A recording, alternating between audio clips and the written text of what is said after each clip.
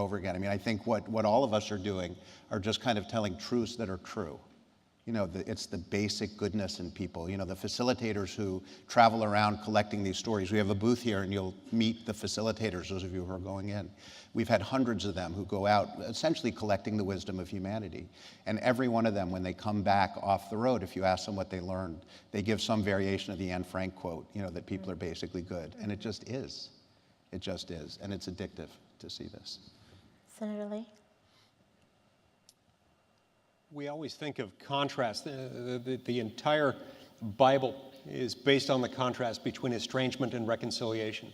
It's opposition, and it's learning how to find good in opposition.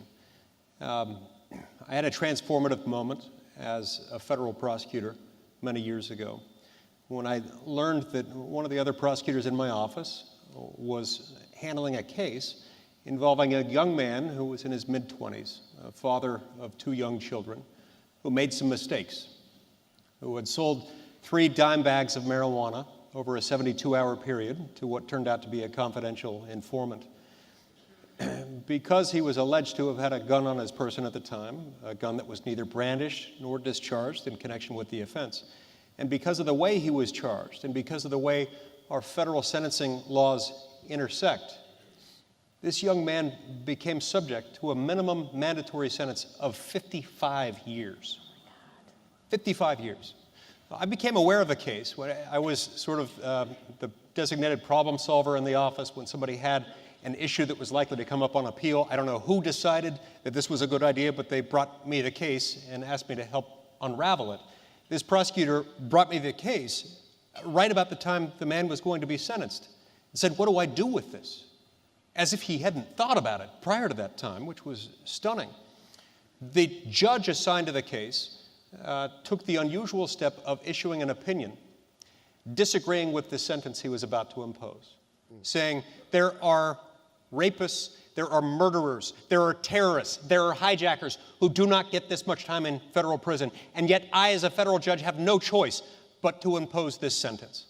And then he said something that would haunt me for years to come, in ways that I didn't understand at the time as a young assistant U.S. attorney.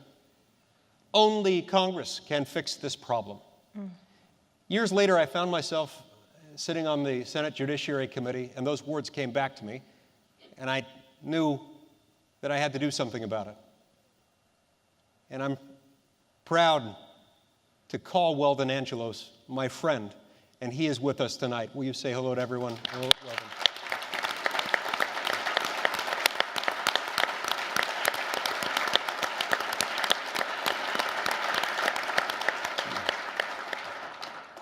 When I got to the Senate, I started looking for allies, for colleagues. I teamed up with Dick Durbin, who is a liberal Democrat from Illinois, and I'm never described that way.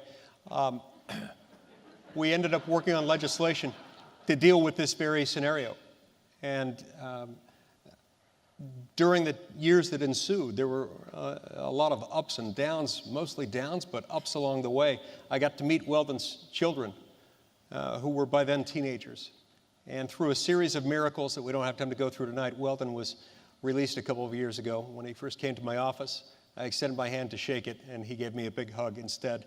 And we were pleased to exchange text messages the day the First Step Act was passed just about a month ago. And Weldon, you're my inspiration for that. Awesome. Thank you. Pastor Omar. Well, I'll never forget, I worked in the prison. I was the first gang specialist hired by the state of Texas.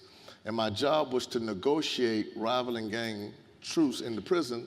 Then I would furlough those young men home, and I would negotiate with their counterparts in the streets to say, give them free passage to go back to their communities.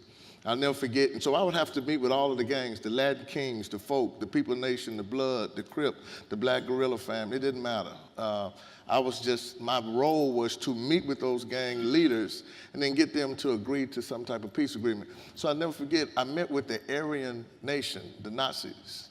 And when they started the meeting, you know, because you had to convene them, they said, we hate blacks and we hate this and we hate it. They said, but not you now. We don't hate you.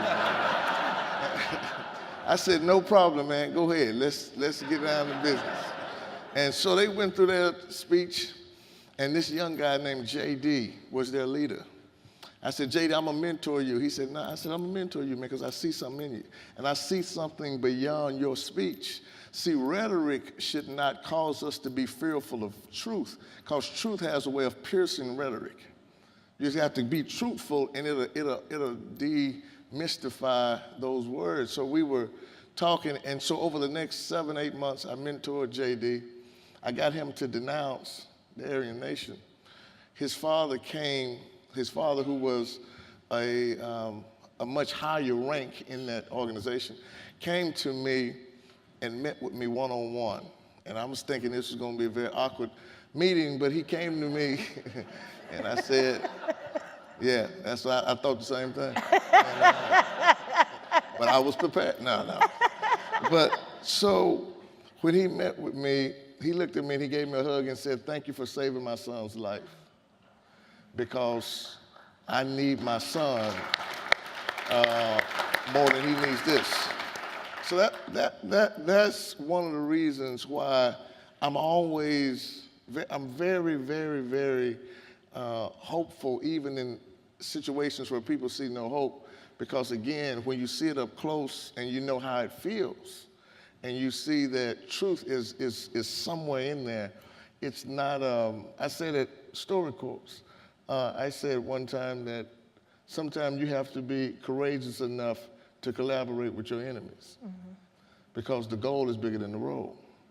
And so and you have to be very careful of who you are calling enemies, because most times it's misunderstood people that could end up being your best friends. You know, you may not have loved Anton Lucky as a blood, but you can love him as a healer. Right. See? So it's when we can peel those layers off so you can see the truth beyond the rhetoric. So those are the stories, and I have so many, as he was just saying, I have so many instances where I've seen miracles up close to where now I just expect miracles when I talk to There them. you go. There you go. I love that. Thank you. I love what you said about people automatically thinking that there's an enemy and someone who doesn't agree with them. I had an experience at Oberlin College a few years ago. I was invited to speak by the Young Libertarian and Republican Club. And they put my picture up on posters, about 300 posters all around campus, and under the Ronald Reagan Speaker Series. They weren't poking the bear or anything.